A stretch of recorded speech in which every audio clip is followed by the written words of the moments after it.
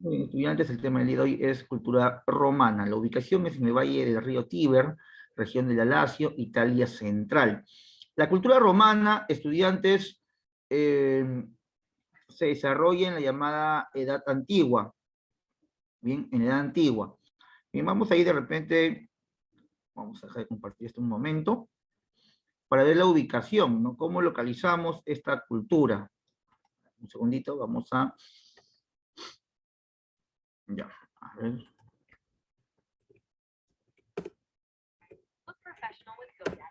Bien, vamos a ver cómo podemos localizar esta cultura.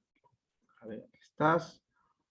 Ya te comparto la pantalla para que tú también tengas una buena, un buen panorama, ¿no? Lo que es la ubicación. Vamos a hacer un viaje imaginario, un viaje imaginario. A ver, ¿dónde estamos aquí? Este mapa nos indica... este es el Perú, Lima. Vamos a ir entonces, vamos a poner en el buscador de Google Roma, ¿sí? Roma. En la actualidad también recibe el mismo nombre, ¿no? No ha cambiado. Esta es la capital del país Italia. Bien, aquí están. Hay un dicho que dice que todos los caminos conducen a Roma y justamente esto que está de rojito vendrían a ser los caminos de la antigua Roma. Bien, esta es la península itálica. Península itálica, bien. Acá vemos la zona insular, es decir, zona de islas, y la zona peninsular. Aquí en el medio de todo está el río Tíber, quien cruza la ciudad romana. ¿Bien?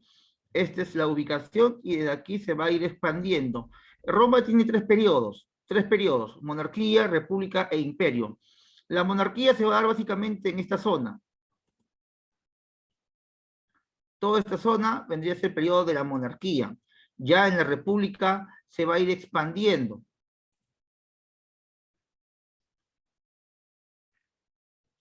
En la república vamos a ver cómo personajes importantes como Julio César sale del confort de la península y llega incluso hasta lo que es el Cairo, ¿no? Lo que es el norte del África, cruzando esta zona del mar Mediterráneo, llegan hasta Túnez en las famosas guerras, en las guerras contra los fenicios, llamadas también las guerras púnicas. También se expande de lo que vendría a ser España, España y Francia, todo este territorio romano, de dominio romano. Luego también, obviamente, conquista la antigua Grecia, conquista los griegos, llegando hasta Turquía y el cercano Oriente. ¿Bien? Todo esto estaría bajo el dominio romano. Luego se expande hacia el norte, y bueno, históricamente hay que tener en cuenta este detalle, chicos, que nuestros amigos los romanos en el imperio, en el periodo del imperio, aparte de estar obviamente con todo el territorio que ya conocemos, me llega por aquí, por aquí, por aquí, por aquí, por aquí, por aquí, llega hasta Inglaterra, mira, mira, mira, mira, mira, mira, mira, mira, mira, y toda esta zona, incluyendo el norte del África,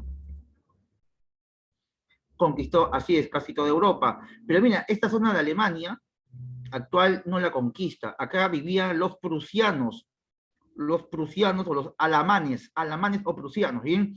Este territorio no lo conquista, no va a poder, no puede Roma entrar.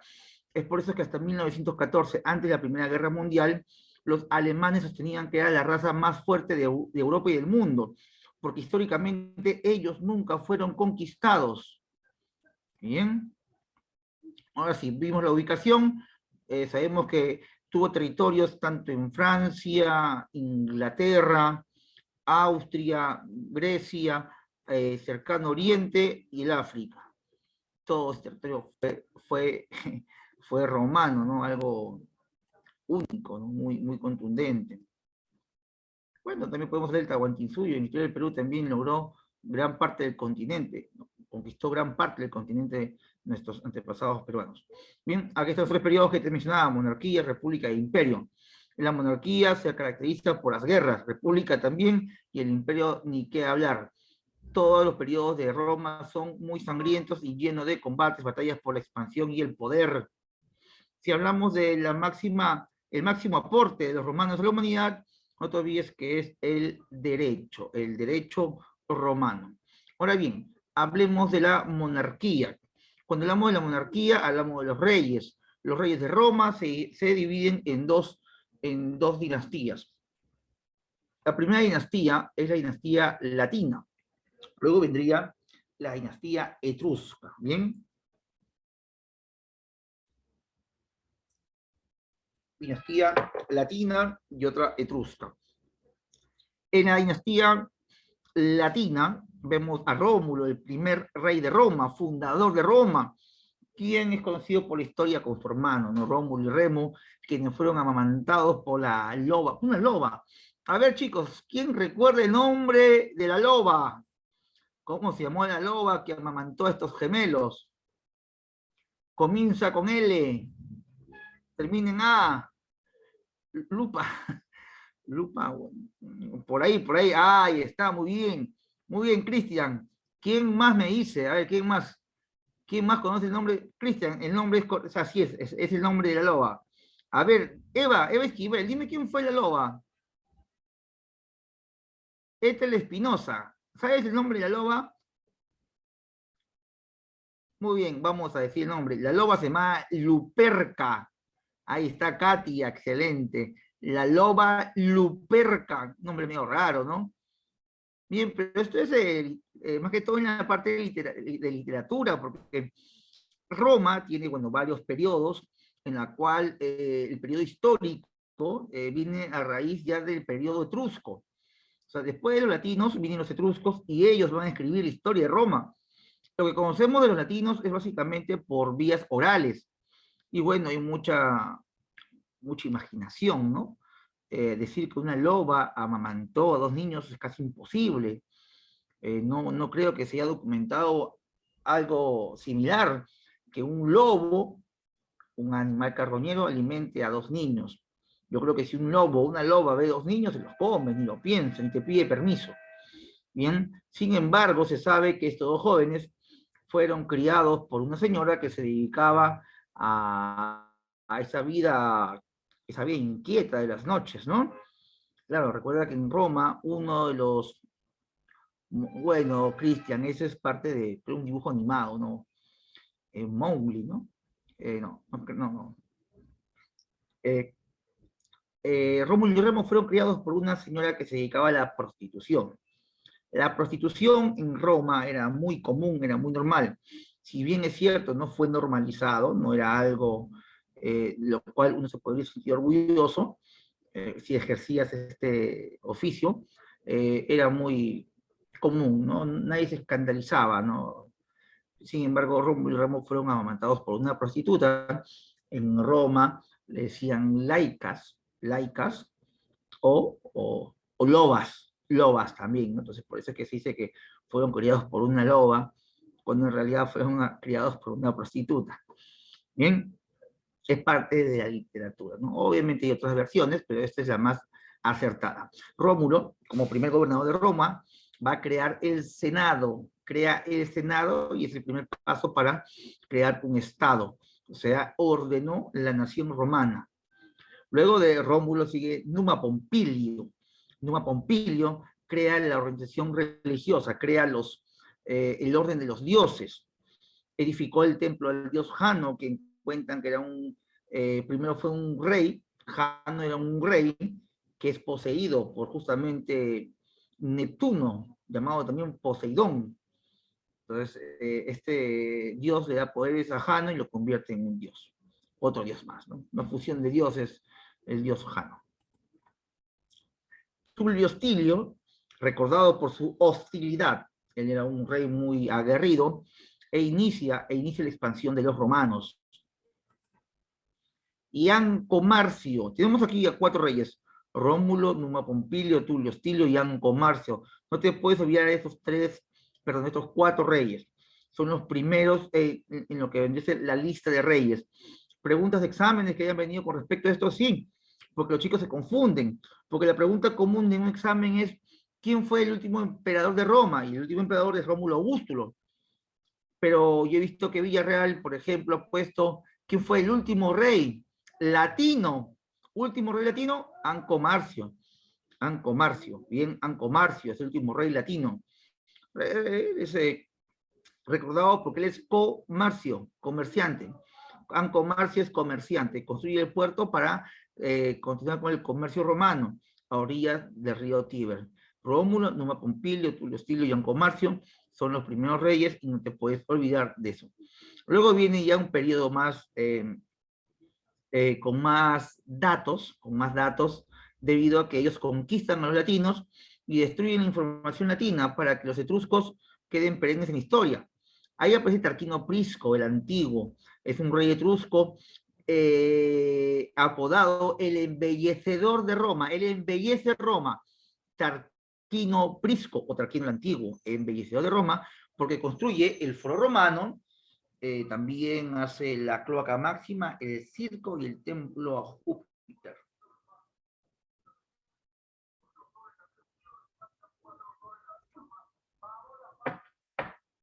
Bien. Luego está Servio Tulio, que divide la población en 5 clases según su fortuna. Él va a hacer que Roma esté amurallada para defenderla de sus enemigos. Finalmente, Tarquino, el soberbio último rey etrusco, quien fue depuesto por los patricios. ¿Y quiénes son los patricios? Son los descendientes de los latinos quienes buscaban volver al poder. ¿Bien?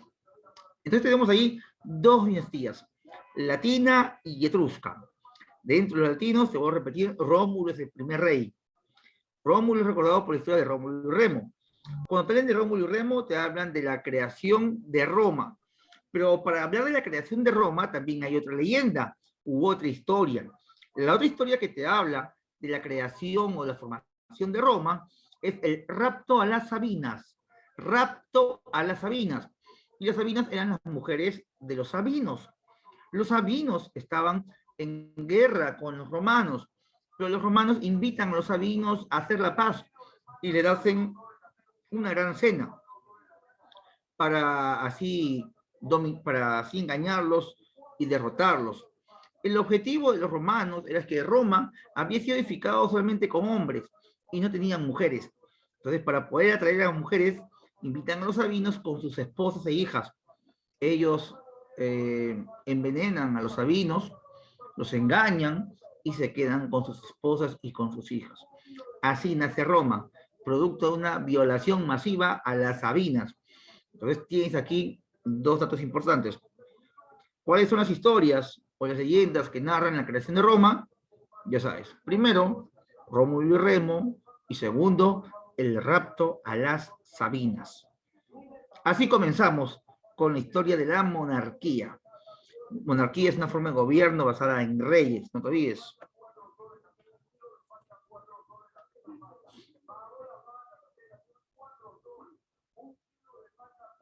Menciono aquí en la diapositiva que las caras visibles de todo este entremano, a ver, allá. Acá vamos a ver las magistraturas o formas de gobierno. Vamos a pasar esto, porque igual las magistraturas lo voy a hablar aquí, más adelante, ¿sí?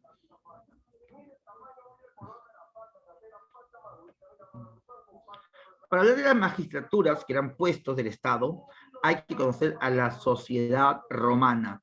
¿Cómo está compuesta la sociedad romana? Primero tenemos a los patricios. Los patricios, chicos, los patricios son descendientes de los fundadores de Roma, es decir, de los latinos. Formaron el verdadero pueblo, conocido también como el populus, es decir, ciudadanos con derechos, y eran de condición terrateniente. A ver, si no sabes qué es un terrateniente es aquella persona que tiene tierras y las cuida mediante el uso de la fuerza. Es decir, un terrateniente es un militar. Un terrateniente es un militar. ¿Bien? ¿En el Perú existen terratenientes? Sí, existen y existieron bastante y seguirán existiendo. Por debajo de los patricios, que eran terratenientes, están los plebeyos. Ellos eran libres y descendientes de los etruscos. Ellos no eran considerados ciudadanos. Se dedicaron al comercio, industria y a la pequeña agricultura. integrada por aventureros, libertos y extranjeros. Me dice, profe, ¿qué es un liberto? Un liberto es un esclavo que compró su libertad, o por una acción heroica consigue su libertad. Con el correr de los años conquistaron muchos derechos estos plebeyos.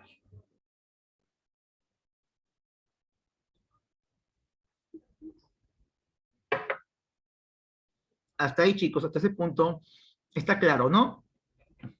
¿Alguna pregunta hasta ahí? ¿No? ¿Sí? Bien. Entonces, ya que ustedes aprueban, todo claro, continuamos. Los nobilitas, los nobilitas.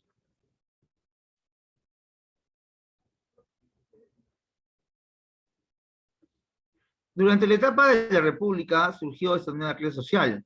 Era una clase media, aristocrática, integrada por plebeyos enriquecidos a través del matrimonio con el patriciado romano. Es una clase social mediana. ¿Eh?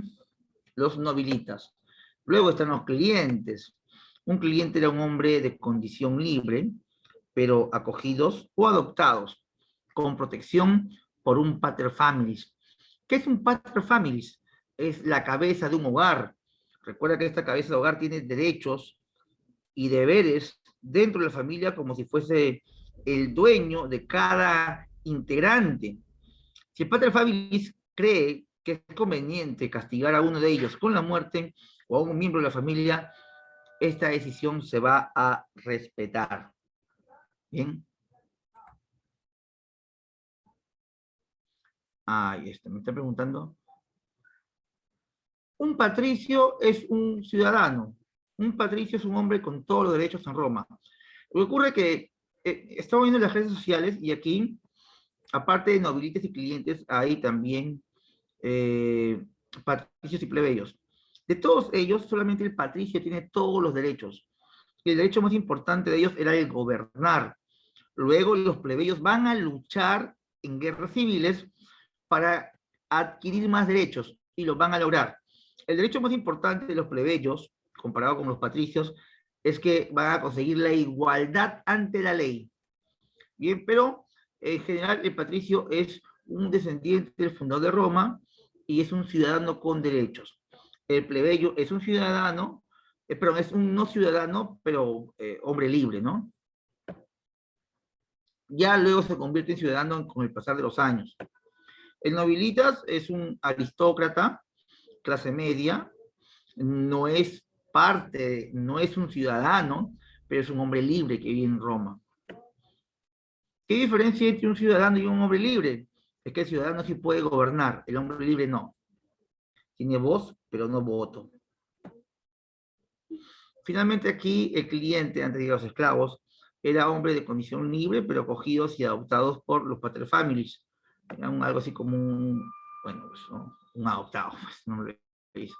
Y esclavos, quienes eran considerados objetos.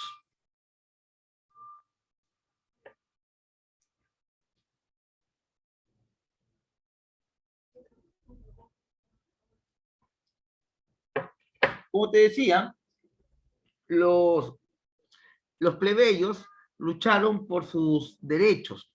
Ellos querían la igualdad ante la ley y lo van a conseguir. Los plebeyos van a conseguir estos derechos que, por los cuales pelearon. Cuando consiguen estos derechos como al gobernar, derecho a mejor educación, derecho a casarse con patricios o patricias, a esto se les llama reivindicaciones, porque la ley los va a aceptar. Las reivindicaciones plebeyas. La primera, la más recordada, la más contundente, es la ley de las 12 tablas, redactada por los decémviros, que eran magistrados. La ley de las 12 tablas es la primera ley de la historia que habla de igualdad entre personas, sin distinción alguna. Bien, hablamos de personas en general por su dinero o posición social. Aquí no hablan de igualdad de género, que LGTB, tonterías, no. Ya, porque la homosexualidad en Roma era normal. Entonces nadie se escandalizaba ante un acto homosexual. Lo que sí causaba escándalo de repente era si es que ellos querían formar familias, pero sí existían familias de homosexuales, ¿ya? Pero bueno, pues, en la historia no se recuerda esos detalles, porque en realidad en la historia no es importante quién te gusta, o si te gusta o no te gusta un hombre o una mujer, a la historia no le importa eso. A la historia le importa qué es lo que hacen los hombres para el bien de la humanidad. ¿Bien? O sea, si tú quieres pasar a la historia, tú tienes que trabajar en algo positivo o en algo que va a estar por siempre. No, no en cuestiones que no tienen sentido para una sociedad, pues, ¿no? Haya un decémbiro es un magistrado, es un hombre que tiene un encargo público. Es como decir un juez, ¿no? Un juez, un congresista, sí.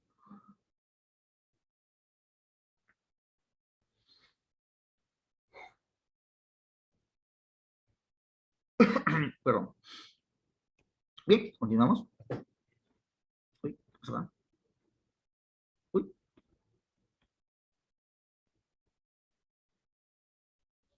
uy, se me fue el final. A ver, dame un segundo, un segundo. Se me fue la diapositiva al final.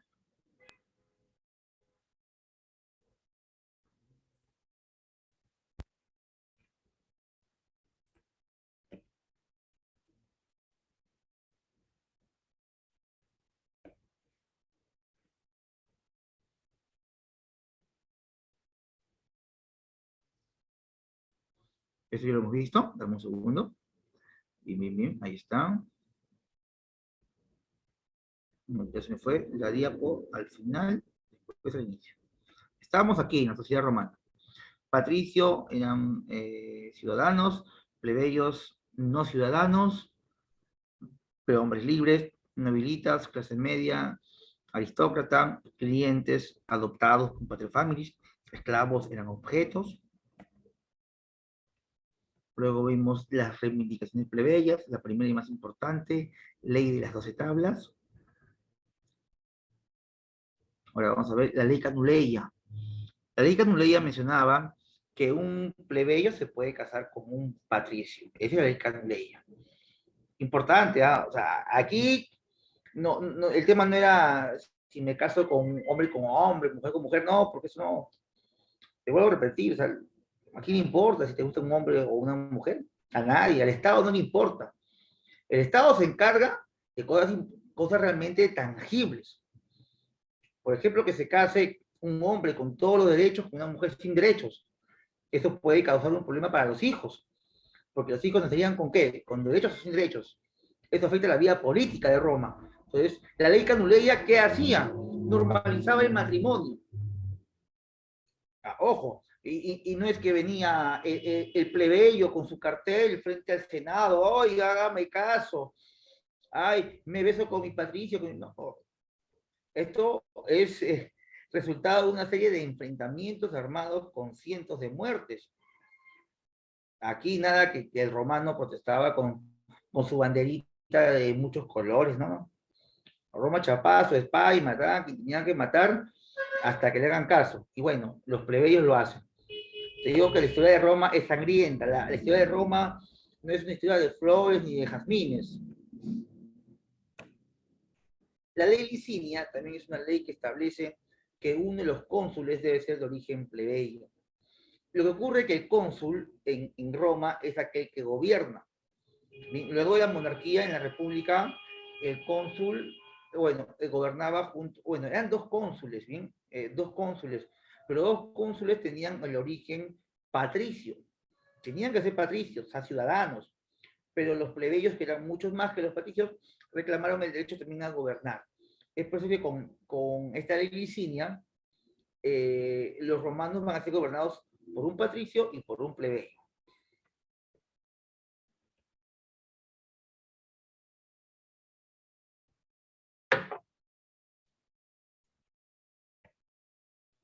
Ley Ogulnia permite el acceso de la plebe a los colegios sacerdotales. Es como ahora, ¿no? Hay varios tipos de colegios, varios tipos de instituciones, las cuales te brindan una diferente calidad educativa. La mayor calidad educativa en Roma la daban los sacerdotes, eran hombres que tenían y guardaban el conocimiento. Entonces, los plebeyos deseaban que sus hijos sean educados por los sacerdotes. Por eso es que con el lío Gulnia se permite que los hijos de los plebeyos accedan a la educación sacerdotal. Ley Hortensia, Ley Hortensia establece que las decisiones de la plebe sean tomadas en cuenta en el Senado. Y cuando las decisiones de los plebeyos se llevan hacia el Senado, se podrían convertir en leyes con el nombre de plebiscitos.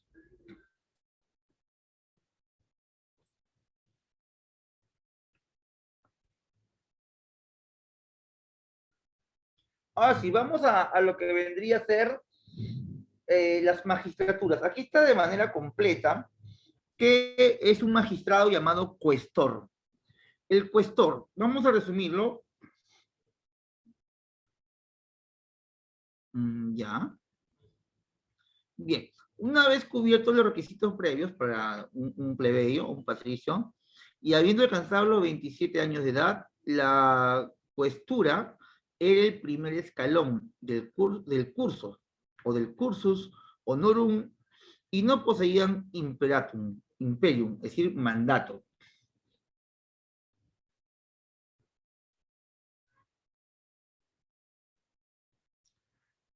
Bueno, tu pregunta es muy romántica, estimado estudiante. Me dicen por interno, profe, ¿qué pasa si un hombre de clase alta, como un patricio, se enamora de un esclavo? Bueno, complicado, pues que un patricio se enamore de un esclavo, debido a que el esclavo era considerado como un objeto. O sea, eso es una educación que le dan desde niños. Complicado, ¿no? Pero si, más que enamoramiento, si tú eres un patricio, estimado Daniel, y te gusta una esclava, la tomas, es tuya. No tiene derecho a nada, ni a quejarse, ni a decir pío. Ya si te enamoras, bueno, pues complicado, ¿no? Complicado que surja la relación, pero igual la podrías liberar y se puede convertir en una libertad, ¿no? Una libertad es un esclavo con libertad. Le dan la libertad y ya te puedes casar. Obviamente la sociedad la va a ver mal, ¿no? Es como que tú, haciendo la analogía, pues, ¿no? Tú decías casarte con tu borrador o con tu lápiz. Recuerda que el esclavo es considerado objeto. Sí, no hay problema. Si eres Patricia, si es lo que tú querías. ¿Bien? ¿Qué más dice con respecto al cuestor? Durante la monarquía desempeñaron labores de jueces. En la república se encargaron de administrar el dinero público. Esto es importante. ¿Cuál es la función de un cuestor? Esta es la función del cuestor. Administración del dinero público. Bien. Ya luego, ¿no? Ellos pagan, bueno, ven los impuestos, pagan salarios a los soldados. eh, Al inicio solamente eran 4, y luego van aumentando, ¿no? Con el tiempo de Julio César llegaron incluso 40 personas a ejercer este cargo. Pero esto es lo más importante. Cuestor, administración de dinero público. ¿Eh?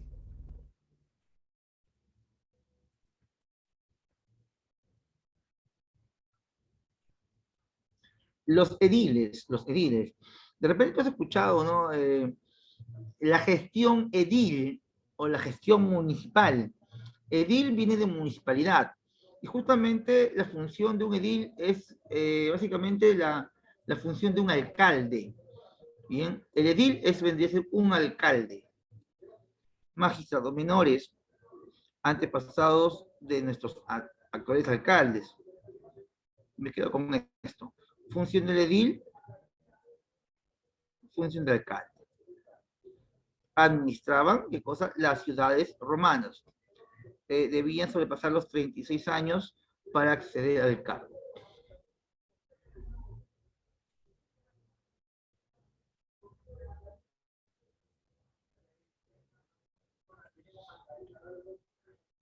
Vamos con los pretores. Pretores. No sé si has escuchado alguna vez el nombre de la Guardia Pretoriana.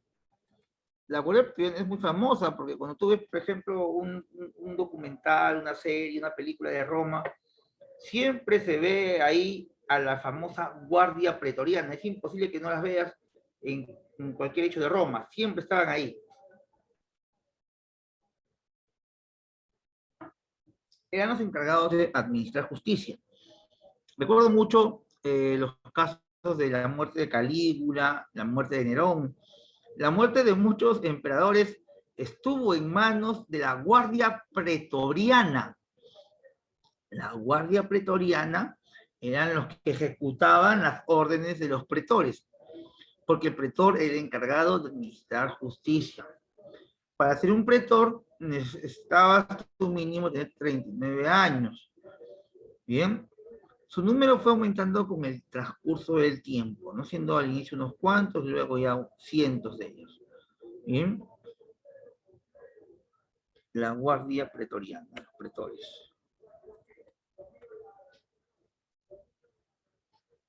El cónsul.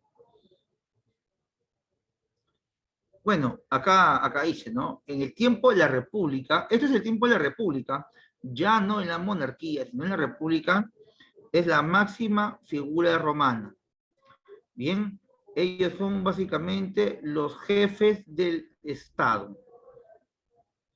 Ellos gozaban de los mismos derechos que los antiguos reyes. Es decir, el cónsul es como un presidente. ¿Sí? Claro, está ahí, ¿no, chicos? Cónsul es un magistrado, ¿bien? ¿Hasta ahí alguna pregunta, jóvenes? Por favor, pueden preguntar. ¿Alguna duda? ¿Todo claro? Todo claro. Tutto bene. Tutto bene, molto bene, così così. Listo.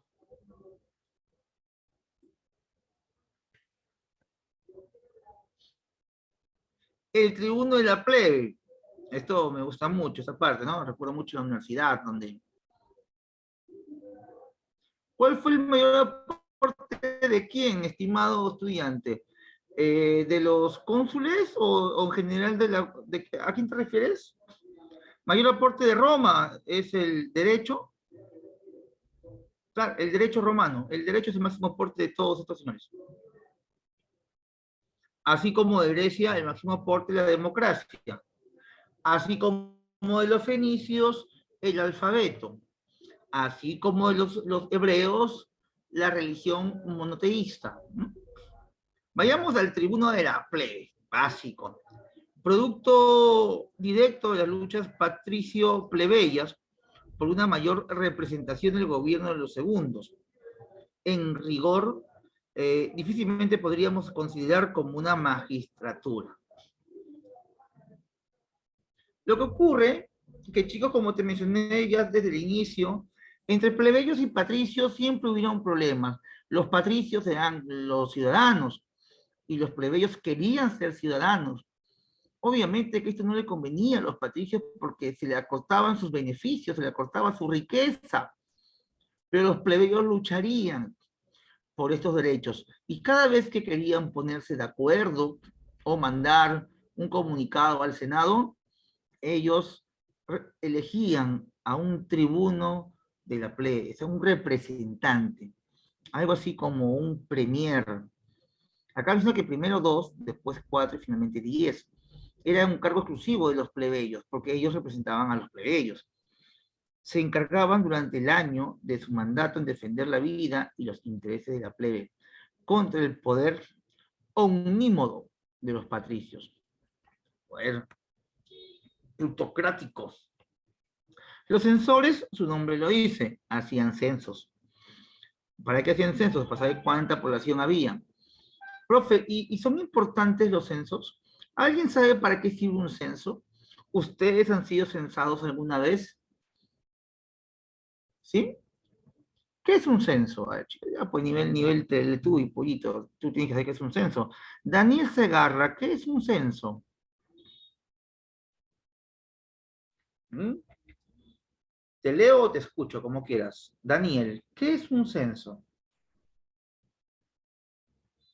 A ver, te leo, te leo. Ah, listo, muy bien, María del Rosario. Ricardo me dice, ya, Ricardo, sí, también es, a ver, vamos, Daniel, a ver, te leo, no hay problema.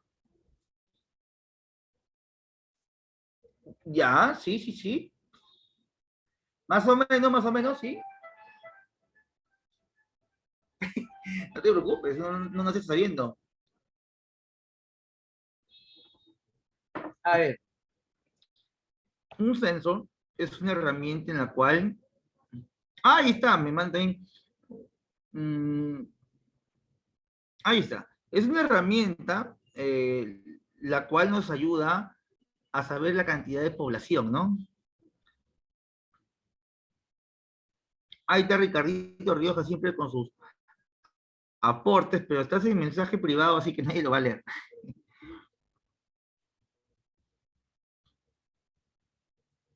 Muy bien. Así es una herramienta la cual nos ayuda a ver la cantidad de personas que hay en un lugar determinado.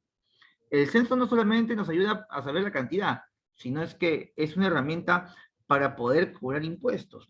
O sea, el rol del censor es súper importante, sino cómo cobraban impuestos, cómo pagaban a su ejército, sino.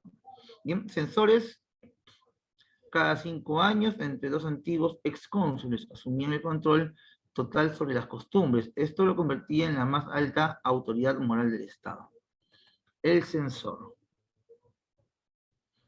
Bien, este cuadro te lo dejo para que tú luego lo leas, ¿ya? Es lo que hemos visto hace un instante, pero resumido.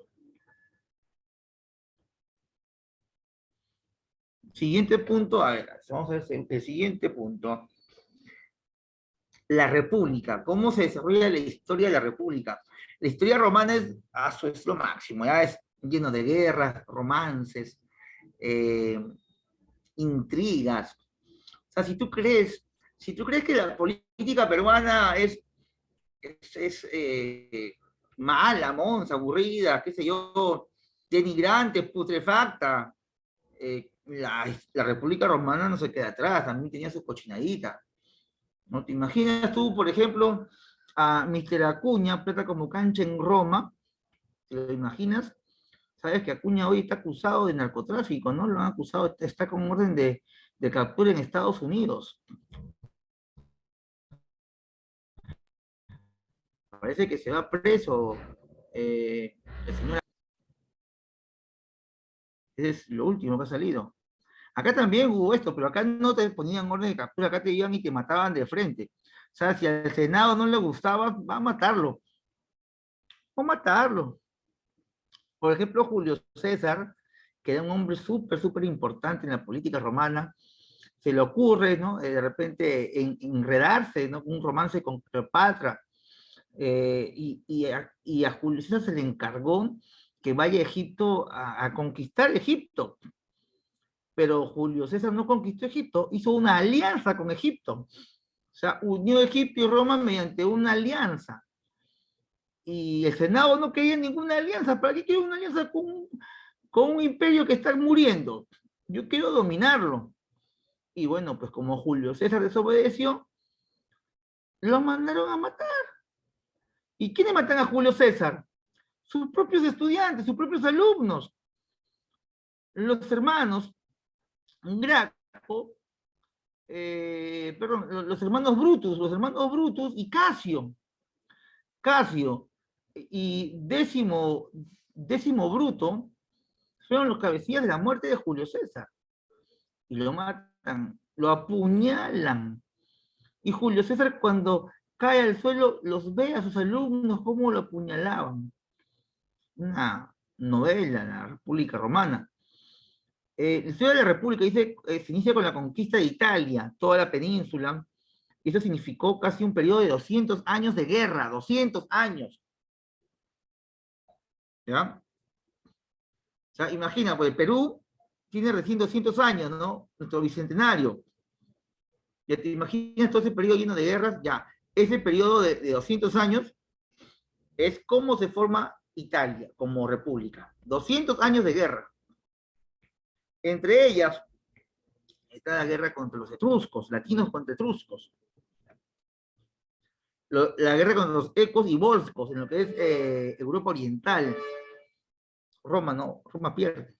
O sea, no es que Roma sea invencible, Roma pierde guerras. En la República, contra los galos. Los galos se apoderan de Roma. O sea que Roma no es invencible, Roma también sufrió derrotas. Los samitas, otra vez, hay una humillación, a los romanos los desvisten y los mandan, después del campo de batalla, a los pocos que sobrevivieron y a los heridos los mandan a Roma desnudos, calatos. Se sabe que hasta el año 280, aproximadamente, se usaba en las milicias romanas el cabello largo, pero luego de esta derrota, durante la derrota, se sabe que a muchos romanos los van a amarrar de los cabellos en la parte trasera de los caballos y los van a arrastrar de los cabellos. Es por eso que a partir de la guerra contra los samnitas, los romanos no vuelven a usar el cabello largo y antes de ir a batalla se cortaban el cabello para evitar, en caso sean derrotados, que los humillen arrastrándolos de los cabellos. La guerra contra las ciudades griegas al sur de Italia, bueno, acá sí, victoria romana. Los romanos van a vencer a los griegos de manera militar, pero de manera cultural, Grecia vence a Roma y todo el conocimiento griego va a ser absorbido por los romanos. En medio de todas estas guerras, ocurrió una guerra llamada las guerras púnicas, y es en medio de la expansión romana. Veamos cuál es el motivo de las guerras púnicas. Dice que hay conflicto entre romanos y cartagineses por el control del comercio del mar Mediterráneo. Dejemos de compartir un segundo esto y nos vamos nuevamente al mapita. Mira, las guerras púnicas se dan acá. La primera guerra púnica, chicos, ¿me confirman si se está compartiendo la imagen del mapa? Sí, ya, listo. Mira. Aquí está Roma, ¿no? Esta es Italia, ya Roma se había estado expandiendo. Sabemos que Roma es una península. En geografía te han enseñado que una península es una porción de tierra que ingresa al mar, ¿no? O al océano. En este caso, el mar. Ya Roma se estaba expandiendo por aquí y por allá, ¿no? Entonces, Roma también ya había llegado incluso a Grecia, ya había conquistado Grecia, la península ática, el Peloponeso, demás, por aquí también había llegado. Y bien, ahora lo que quería Roma era dominar el mar Mediterráneo. Este es el mar Mediterráneo, mira qué bonito, ¿no? Toda esta zona. Pero, históricamente, hay un pueblo que dominaba el mar Mediterráneo antes que los romanos. Ellos son los fenicios, los mejores comerciantes de la antigüedad. Los fenicios dominaban casi todas las costas del África, parte del cercano oriente y demás. Roma y los fenicios disputaban el comercio dentro del mar Mediterráneo, en toda esta zona. Zona en conflicto. Esta zona para el comercio, no te olvides que Ancomarcio fue un rey comerciante. Entonces, para poder dominar esos lugares, necesitaban puntos estratégicos en medio del mar Mediterráneo. Y estos puntos serían las islas frente a Italia. Ya estaban bajo el dominio fenicio. Los fenicios dominaban estas islas, pero Roma las reclamaba porque estaba frente a sus costas. Roma decía, no, esto me pertenece. Pero ocurre que los fenicios tenían una ciudad muy importante llamado Cartago. Y Cartago se encuentra en la actual Túnez. Todo esto era Cartago, en Túnez. Entonces, ellos reclamaban el mismo territorio en el mar Mediterráneo. Se inicia la guerra, la primera guerra púnica, por las islas frente a Italia. Entonces los romanos van, atacan por aquí, atacan por allá.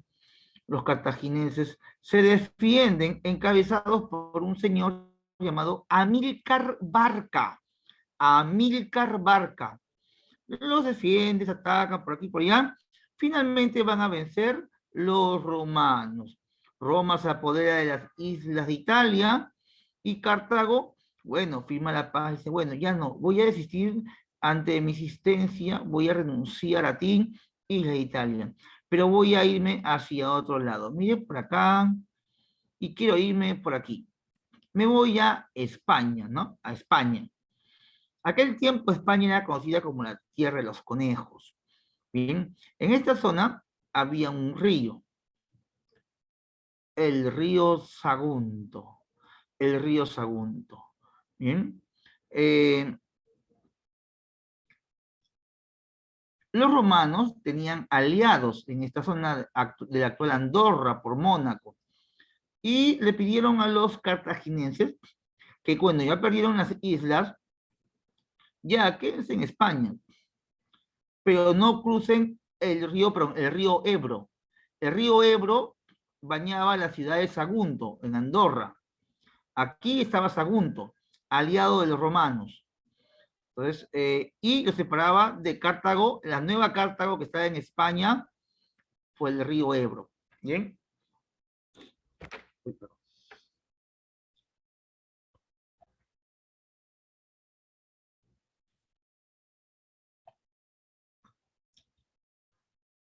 Entonces, aquí en España, los cartagineses fundan la ciudad de Cartagonova.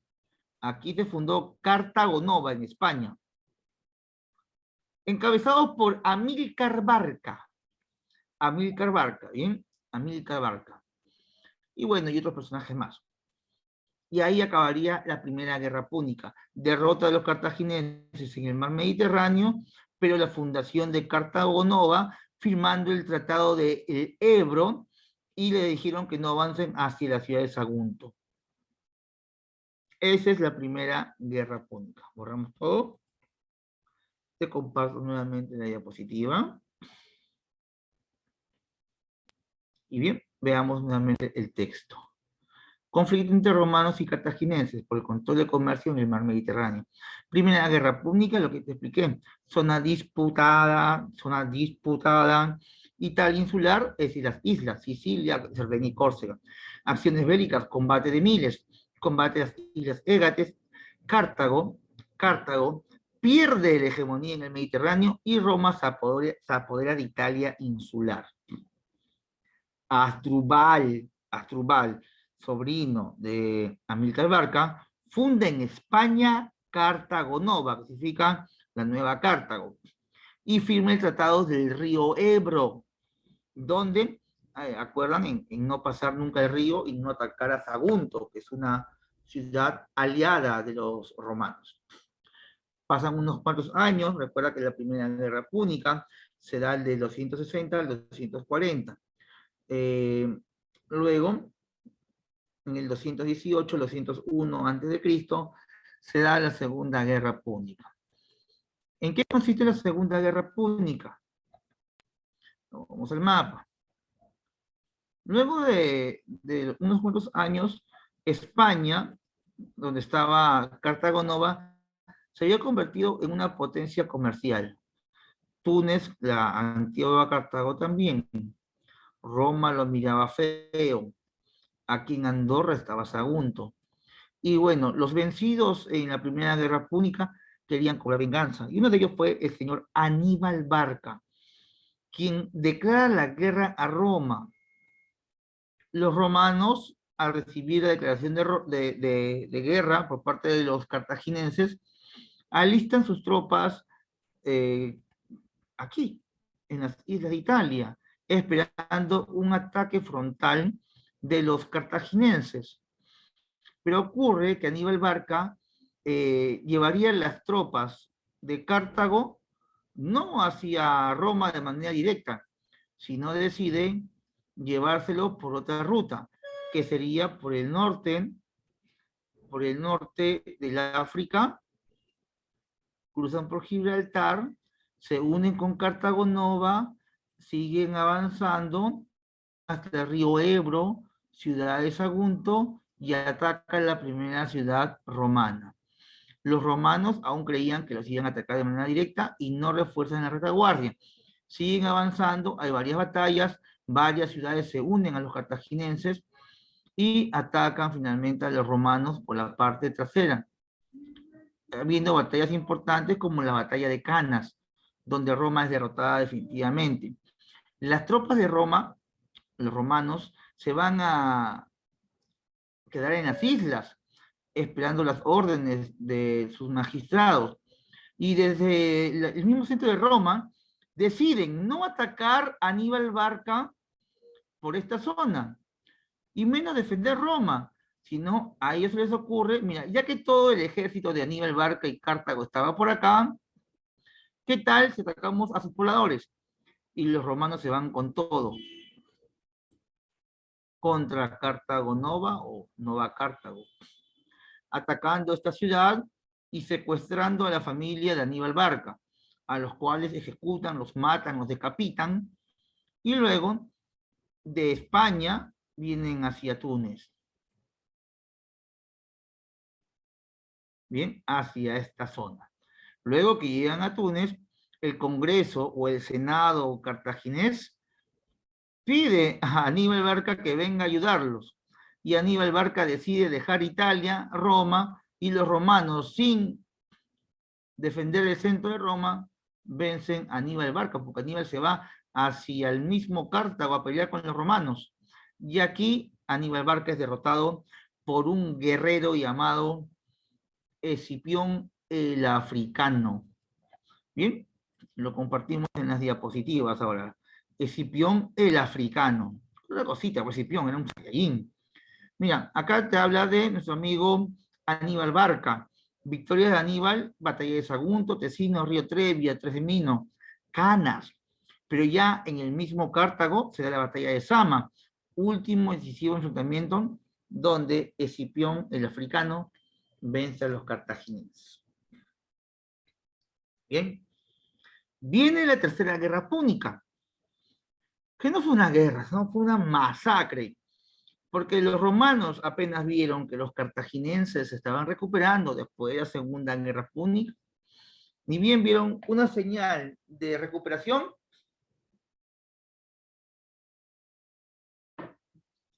el Senado romano ordenó la destrucción de Cartago. O sea, ni le declaró la guerra, ya vayan, destruyan todo. Y eso se lo encomiendan a Escipión Emiliano. ¿Bien? Por orden del senador Catón, con la frase de lenta ex Cartago. ¿Sí? Acaba la guerra púnica y la república crece. La república sigue creciendo en Roma, algo sorprendente para aquella época. La metrópoli sigue creciendo. Año 133, la aristocracia comienza a filosofar, a pensar. Por ahí aparecen la familia, los hermanos Graco, descendientes de los Escipiones, sobrinos de los Escipiones, quienes sacan leyes favorables para los pobres, para los plebeyos. Como consecuencia, eso le costaría la vida. Los matan a los hermanos Graco, tanto a Tiberio, que crea la ley agraria, como a Cayo Graco, quien crea la ley frumentaria, que apoya a los pobres. Viene la guerra contra Yugurta y Roma vence. Viene una guerra civil entre Mario y Sila. Mario defendía a los plebeyos y Sila a los patricios. Vence Sila. Luego, bueno, ya imagino que algunos de ustedes lo conocen, ¿no? Aparece la figura mítica de Espartaco. Espartaco era un gladiador, pero encabeza la rebelión más grande de esclavos en la ciudad de Capua, Italia. Luego de esta grande victoria, no vamos a entrar en detalles porque también es todo un tema esto, pero a grandes rasgos se menciona la importancia de Pompeyo y Craso, quienes detienen a Espartaco. Y Pompeyo y Craso, al detener esta rebelión, se sienten con el derecho de gobernar y llaman también a Julio César, para así, de esta forma, poder crear una nueva forma de gobierno llamado el triunvirato. Pero antes del triunvirato existe una conspiración contra el senador Catilina, develada por Marco Tulio Cicerón, un historiador importante. Se da del triunvirato, formado por Julio César, Pompeyo y Craso. Craso muere en el transcurso del gobierno, quedando Julio César y Pompeyo. acá viene el problema, que Julio César se va a Egipto, se queda con Cleopatra, le hace un hijito, al cual lo llama Julio César Ptolomeo XIV, apodado en Alejandría como Cesarión. ¿Bien? Porque Cesarión no es el nombre de Julio César. Cesarión es el apodo del hijo de Julio César. Es una manera despectiva de nombrarlo. ¿Bien? Entonces tiene a Julio César, que es nombrado cónsul, luego procónsul en las Galias, tiene victorias importantes. Pompeyo conquista Judea y Egipto, Julio César es enviado ahí. Craso muere en Siria en la lucha contra los partos. Y bien, se enfrenta Julio César y Pompeyo en la Segunda Guerra Civil. Vence Julio César, luego Pompeyo derrotado pide ayuda al faraón Ptolomeo XIII. Ptolomeo, en vez de ayudarlo, lo mató, y esta muerte de Pompeyo es utilizada como pretexto para matar a Ptolomeo, y Julio César mata a Ptolomeo y se queda con su esposa, Cleopatra VII, o su esposa, que también era su hermana a la vez. Le llevaba un promedio de 15 años de diferencia. Menciona que Julio César destituye al faraón y nombra en su lugar a Cleopatra. Se dirige hacia la Asia Menor, donde dice, bueno, vine y vencí, ¿no? Julio César es nombrado dictador perpetuo, establece el calendario juliano, que es muy parecido al nuestro, al gregoriano, y luego lo matan en los idus de marzo. Bien, vamos a, ya por el tiempo, vamos a ir rapidito. Segundo triunvirato.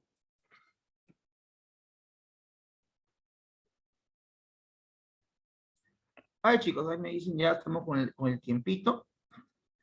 Bien, vamos a dejarlo ahí, jóvenes. Ya luego por interno coordinamos de repente para acabar el tema el día sábado. El día sábado lo podemos terminar y hacemos una horita más de Roma, que es un tema muy, muy entretenido. Ya la semana antepasada también nos hemos quedado el día sábado. No tengo ningún problema. Pero vamos a continuar con las clases del día de hoy, ¿sí? Un momentito.